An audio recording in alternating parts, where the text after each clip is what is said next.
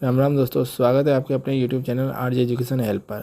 तो जैसा कि आपको पता है दोस्तों, राजस्थान हाईकोर्ट चतुर्थ श्रेणी कर्मचारी के लिए एग्ज़ाम फॉर्म फिल होना प्रारंभ हो गए हैं। आज के इस वीडियो में हम बात करेंगे कैसे आप घर बैठे बिना किसी परेशानी के एग्ज़ाम फॉर्म भर सकते हैं, वो भी अपने लैपटॉप या अपने कंप्यूटर या अपने मोबाइल से। फॉर्म भरने से पहले आपको बताना चाहूँगा कि राजस्थान हाईकोर्ट में 5,600 पदों पर चतुर्थ श्रेणी के लिए फॉर्म स्टार्ट हो गए हैं। 17,700 से 56,200 आपका पेमेंट यहाँ रहने वाला है। एग्ज़ाम फॉर्म की डेट की बात करें तो फॉर्म 27 जून से स्टार्ट हो चुके हैं, जो कि 26 जुलाई तक आप ऑनलाइन अप्लाई कर सकेंगे। पेमेंट भी आपको ऑनलाइन ही करना होगा। फ़ीस पेमेंट की बात करें तो यहाँ सामान्य वर्ग व राजस्थान से बाहर के अभ्यर्थियों के लिए 650 रुपये फ़ीस रहेगी। ओबीसी एमबीसी के लिए 550, एसटी एससी के लिए 450 रुपये फ़ीस रहेगी। वहीं दिव्यांग विद्यार्थियों के लिए फॉर्म निःशुल्क रहेगा। इसके बाद कुछ महत्वपूर्ण जानकारी आपको यहाँ देखने को जैसे कि शैक्षणिक योग्यता, जो कि यहाँ 10वीं पास रखी गई है। वहीं आयु की बात करें तो यहाँ 18 से 40 वर्ष रखी गई है। अप्लाई करने से पहले एक बार आप नोटिफिकेशन को अच्छे से पढ़ लें, अन्यथा आप हमारा वीडियो भी देख सकते हैं। नोटिफिकेशन से रिलेटेड वीडियो का लिंक आपको डिस्क्रिप्शन बॉक्स में मिल जाएगा। आगे बात करें अप्लाई कैसे करना है। यदि आप मोबाइल से अप्लाई कर रहे हैं तो क्रोम ब्राउज़र ओपन करें। ऊपर की ओर राइट साइड में 3 डॉट नज़र आ रहे हैं, इन पर क्लिक करें। क्लिक करने के पश्चात स्क्रॉल करें तो आपको डेस्कटॉप साइट या डेस्कटॉप मोड नज़र आता है, इसे ऑन कर दें। और यदि आप पीसी या लैपटॉप से फॉर्म अप्लाई कर रहे हैं तो आपको सिंपली क्रोम ब्राउज़र ओपन करना है। आगे आपको गूगल पर सिंपली RHC सर्च करना है। अब आपको इस वेब लिंक पर क्लिक करना है। इस पर क्लिक करने के पश्चात आप सीधे राजस्थान हाईकोर्ट की ऑफिशियल वेबसाइट पर आ जाते हैं। आगे आपको रिक्वायरमेंट के ऑप्शन पर क्लिक करना है। इसके आगे आपको रिक्वायरमेंट क्लास 4 के लिंक पर क्लिक करना है। क्लिक करने पर न्यू पेज ओपन होगा, जहां आपको नोटिफिकेशन व ऑनलाइन एप्लीकेशन पोर्टल का लिंक शो होता है। आप यहाँ नोटिफिकेशन देख सकते हैं। आपको ऑनलाइन एप्लीकेशन पोर्टल के लिंक पर क्लिक करना होगा। जैसे ही आप एप्लीकेशन के लिंक पर क्लिक करते हैं तो आपके सामने एक रजिस्ट्रेशन पोर्टल खुल जाता है। यहाँ देखिए तो आपके सामने 2 ऑप्शन नज़र आते हैं, ऑलरेडी रजिस्टर और न्यू यूज़र। यदि आप ऑलरेडी रजिस्टर है तो लॉगिन कर सकते हैं, अन्यथा आप न्यू यूज़र हैं तो आप रजिस्ट्रेशन नाउ पर क्लिक कर बेसिक जानकारी के साथ रजिस्ट्रेशन करना होगा।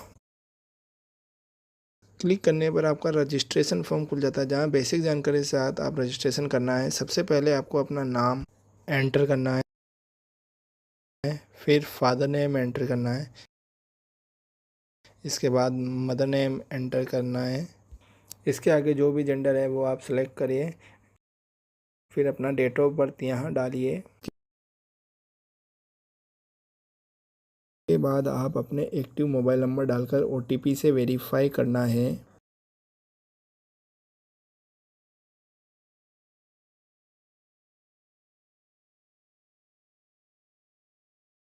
आगे आपको अपना करेक्ट ईमेल एड्रेस डालना है। एक यूज़र नेम आपको बनाना है। यूज़र नेम आप कैसा भी बना सकते हैं। 6 से 30 कैरेक्टर का अल्फ़ाबेट व डिजिट आप यूज़ कर सकते हैं, जैसे हमने यहाँ बनाया है। इसके बाद पासवर्ड यहाँ 7 से 15 कैरेक्टर का होगा, जिसमें आप वर्ड, न्यूमेरिकल वैल्यू व स्पेशल कैरेक्टर यूज़ करना होगा। यहाँ एक पासवर्ड हम आपको बनाकर दिखा देते हैं। कुछ भी इस प्रकार का अपने अनुसार पासवर्ड रख सकते हैं। कन्फर्म पासवर्ड में सेम आपको यही पासवर्ड डालना है। फिर आपको कैप्चा कोड यहाँ डालना है। एक बार अपनी बेसिक जानकारी अच्छे से चेक कर लें, क्योंकि रजिस्ट्रेशन के बाद इसमें कोई परिवर्तन नहीं कर पाएंगे। इसके बाद रजिस्टर पर क्लिक करें। अब आपका रजिस्ट्रेशन कंप्लीट हो चुका है। अपना यूज़र नेम व पासवर्ड अपने पास लिख कर सुरक्षित रखें। अब आपको यहाँ पर अपना registration status registered successfully show होगा। आगे आपको ऑप्शन मिलता है upload photograph, ID proof and signature का, जिस पर क्लिक करेंगे। यहाँ डॉक्यूमेंट अपलोड करने के लिए कुछ गाइडलाइन दी गई है। गाइडलाइन देखें तो यहाँ कहा गया है कि फ़ोटो, साइन व ID प्रूफ आपके JPG या JPEG फॉर्मेट में ही होनी चाहिए। आगे कहा गया है कि फ़ोटोग्राफ आपकी पासपोर्ट साइज़ की होना चाहिए, पर 6 माह से अधिक पुराना ना हो। सेल्फी व फ़ोन से खींची गई तस्वीर आपको अपलोड नहीं करनी है। फ़ोटोग्राफ, साइन व ID प्रूफ आपका स्पष्ट रूप से क्रॉप होना चाहिए, स्पष्ट नज़र आए, नहीं तो आपका एप्लीकेशन फॉर्म रिजेक्ट किया जा सकता है। फ़ोटोग्राफ व साइन का बैकग्राउंड हल्के रंग या सफ़ेद रंग का होना चाहिए। धूप का चश्मा न पहना हो। आगे कहा गया है कि फोटोग्राफ व साइन की फ़ाइल का साइज़ 10 से 25 केबी के बीच हो सकता है। वहीं आईडी की फ़ाइल का साइज़ आप 25 से 50 केबी के बीच रख सकते हैं। अपलोड की गई फ़ोटो आईडी व साइन मैच होने चाहिए, अन्यथा आपको अयोग्य घोषित किया जा सकता है। फ़ोटो व आईडी आपको कलर्ड अपलोड करना है। आगे देखिए तो कहा गया है कि आपकी फ़ोटो के चारों ओर कोई सफ़ेद या खाली स्पेस नहीं होना चाहिए। फ़ोटो का साइज़ बहुत छोटा या ख़राब क्वालिटी का ना हो। फोटोग्राफ प्रॉपरली क्रॉप्ड हो, साफ नज़र आए। फोटोग्राफ पर कोई निशान या सिग्नेचर भी नहीं होना चाहिए। वहीं आगे सिग्नेचर की बात करें तो सिग्नेचर के लिए भी कहा गया है कि सिग्नेचर के चारों ओर कोई खाली या वाइट स्पेस नहीं होना चाहिए। साइज स्मॉल व खराब क्वालिटी का ना हो। सिग्नेचर प्रॉपर क्रॉप्ड हो, जो कि साफ नज़र आए और ब्लर ना हो। दोस्तों ये कुछ गाइडलाइन थी जो मैंने आपको यहाँ बता दी है। चलिए आगे हम डॉक्यूमेंट अपलोड करते हैं। यहाँ आपकी फ़ोटो 10 से 25 केबी के बीच होनी चाहिए। यहाँ आपको front side of ID proof upload करना है, जो कि 10 से 50 केबी का होगा। यहाँ हम आईडी प्रूफ की बैक साइड अपलोड करेंगे, जो 10 से 50 केबी के बीच हो। जेपीजी या जेपीईजी में ही होना चाहिए। दोस्तों एग्ज़ाम के समय आपको जो आईडी अपलोड कर रहे हैं वही आईडी अपने साथ ले जाना अनिवार्य होगा। आगे हम सिग्नेचर अपलोड करते हैं, जो भी 10 से 25 केबी के बीच होगा। आपको यहाँ राइट क्लिक करना होगा। राइट क्लिक कर कैप्चा कोड डालने के पश्चात आप सेव एंड कंटिन्यू पे क्लिक करते हैं। ओके करने के बाद आपको फिल फॉर्म का ऑप्शन नज़र आएगा। जैसे ही आप फिल फॉर्म पर क्लिक करते हैं, एप्लीकेशन फॉर्म खुल जाता है। यहाँ पर बेसिक इन्फॉर्मेशन आपको शो होती है, आगे की इन्फॉर्मेशन हमें फिल करनी होगी।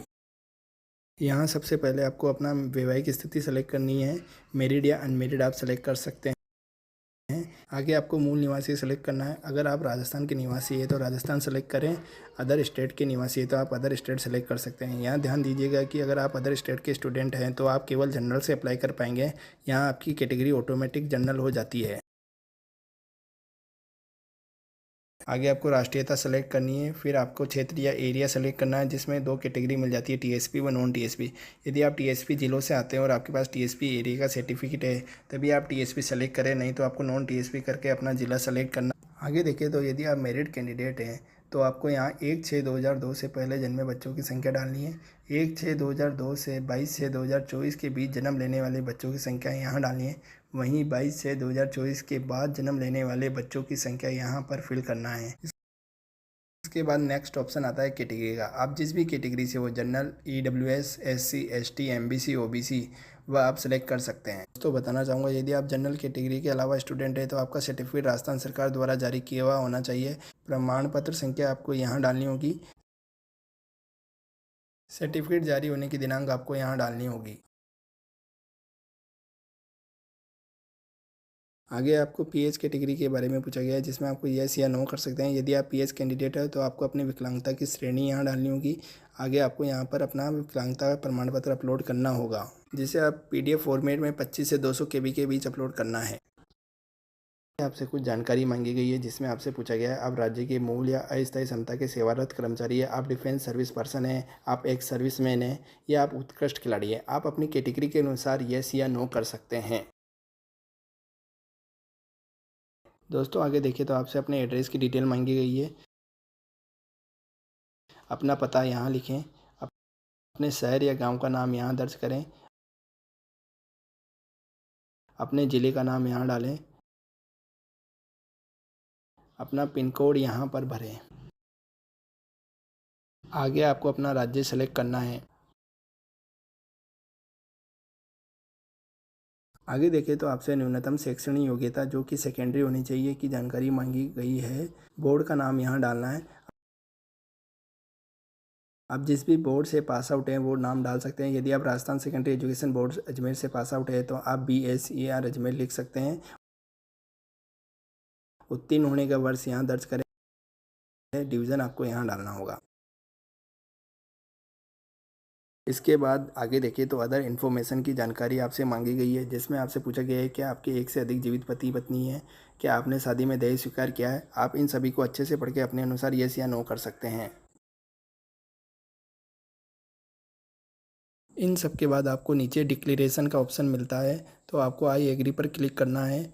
इसके आगे नीचे आपसे स्थान या प्लेस का नाम पूछा गया है, जहाँ से भी आप वो ज़िले का नाम डालें। इसके बाद आपसे पूछा गया है क्या आप जिला न्यायालय व विधिक सेवा प्राधिकरण चतुर्थ श्रेणी भर्ती 2019 के आवेदक होने के आधार पर भुगतान किए गए परीक्षा शुल्क में छूट चाहते हैं। अगर आपने 2019 की वैकेंसी में अप्लाई किया था तो आप यस कर सकते हैं, अन्यथा आप नो करके आगे बढ़ सकते हैं। यदि आप यस करते हैं तो आप भुगतान की गई परीक्षा शुल्क राशि आपको सेलेक्ट करनी होगी। उसके बाद आपको 2019 फॉर्म का एप्लीकेशन नंबर यहाँ डालना होगा। अगर आपने फॉर्म अप्लाई नहीं किया है तो नो करके आगे बढ़ सकते हैं। दोस्तों आगे आपको बताना चाहूँगा, एक बार जानकारी को आप अच्छे से ज़रूर चेक कर लें, क्योंकि दोबारा आपको किसी प्रकार का आवेदन करने के पश्चात एडिटिंग का कोई ऑप्शन नहीं दिया जाएगा। उसके पश्चात ही आप कैप्चा कोड डालकर सेव एंड मेक पेमेंट के ऑप्शन पर क्लिक करेंगे। जैसे आप क्लिक करते हैं आपको फॉर्म चेक करने का रिमेंबर का ऑप्शन दिया जाता है। इस पर आप ओके क्लिक करेंगे। इसके बाद आपके पास पेमेंट गेटवे खुलकर आ जाता है, जिसमें आपको दो ऑप्शन मिलते हैं, नेट बैंकिंग और एग्रीगेट। यदि आप नेट बैंकिंग यूज़र है तो यहाँ से किसी भी एक ऑप्शन को सेलेक्ट करें जिसके आप यूज़र हैं और पेमेंट कर सकते हैं। अगर आप एग्रीगेट पे क्लिक करते हैं तो यहाँ पेटीएम का ऑप्शन आता है, इसमें पे नाउ पर क्लिक करें। अब आपके सामने एक न्यू पेज ओपन होता है जिसमें आप QR से स्कैन कर किसी भी UPI ऐप से पेमेंट कर सकते हैं। नीचे डेबिट कार्ड व क्रेडिट कार्ड से या UPI व नेट बैंकिंग से भी पेमेंट कर सकते हैं। यहाँ आप किसी भी एक माध्यम से पेमेंट कर सकते हैं। इसके पश्चात आपका फॉर्म सबमिट हो जाएगा। इसके बाद आप यूज़र नेम व पासवर्ड से लॉगिन कर इसका प्रिंट आउट ले सकते हैं। यहाँ फॉर्म फिलिंग से संबंधित जो भी जानकारी थी मैंने आपको बता दी है। ज़्यादा जानकारी के लिए आप राजस्थान हाईकोर्ट की ऑफिशियल वेबसाइट पर जा सकते हैं, जिसका लिंक आपको वीडियो डिस्क्रिप्शन बॉक्स में मिल जाएगा। यदि आपको फॉर्म फिलिंग से संबंधित कोई परेशानी आती है तो आप हमें कमेंट कर सकते हैं, हम आपकी समस्या का समाधान लाने का प्रयास करेंगे। आपको मेरी ये जानकारी पसंद आई है तो लाइक, सब्सक्राइब एंड शेयर जरूर करिएगा। आगे की जानकारी के लिए बने रहिए हमारे साथ, देखते रहिए हमारा YouTube channel RJ education help. मिलते हैं अगले वीडियो में। जय हिंद, जय भारत।